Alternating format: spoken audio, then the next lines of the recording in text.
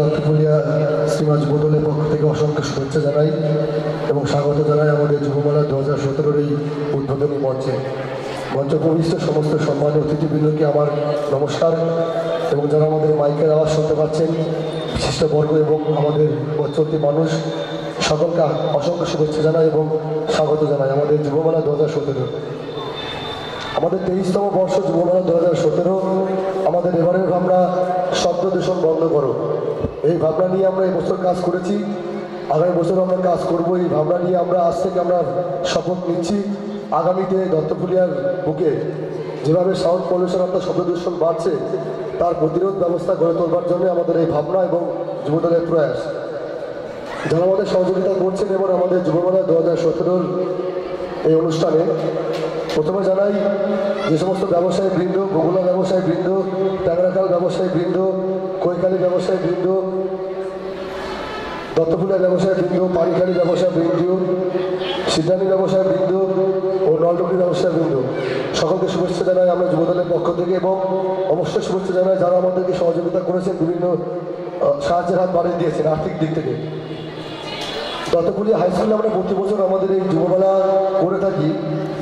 খুব ভালো লাগছে যে আজকে স্কুল ডে, ওয়ার্কিং ডে ছিল স্কুলে, আজকে তবু দত্তপুলিয়া স্কুল আমাদেরকে যেভাবে সহযোগিতার হাত বাড়িয়ে দিয়েছে, স্কুলের পরিচালন কমিটি থেকে শুরু করে স্কুলের সমস্ত মাস্টারমশাইরা, তাদেরকে সকলকে শুভেচ্ছা জানাই আমাদের যুবদলের পক্ষ থেকে এবং আমরা কৃতজ্ঞতা স্বীকার করি তাদের কাছে।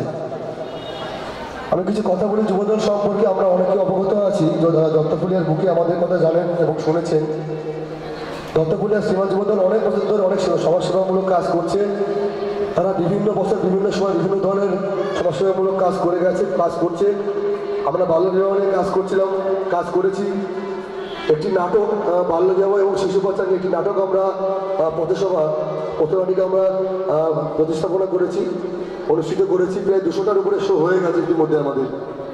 এবং আমরা জল অপচয় বন্ধ করো, সাউন্ড পলিউশন বন্ধ করো, বাল্যবিবাহ বন্ধ করো, শিশু পাচার বন্ধ করো, বিভিন্ন ইস্যু নিয়ে যে সমস্ত বিষয় আমাদের আজকের সমাজ ব্যবস্থায় আমাদের চোখে আঙুল দিয়ে দেখিয়ে দেয়, যে বিষয়গুলো আমাদেরকে নাড়িয়ে দেখিয়ে দেয়, যে বিষয়গুলো আমাদের পক্ষে খুবই খতরনাক এবং ক্ষতিকারক, সেই বিষয়গুলো নিয়ে দত্তপুলিয়া শ্রীমাজ যুবদল 22টা বছর ধরে কাজ করছে এবং এবছরও আমরা সেই কাজের ধারাবাহিকতাকে বজায় রাখবার জন্য আমরা শব্দ দূষণ বন্ধ করো এটাকে নিয়ে আমরা কাজ করছি।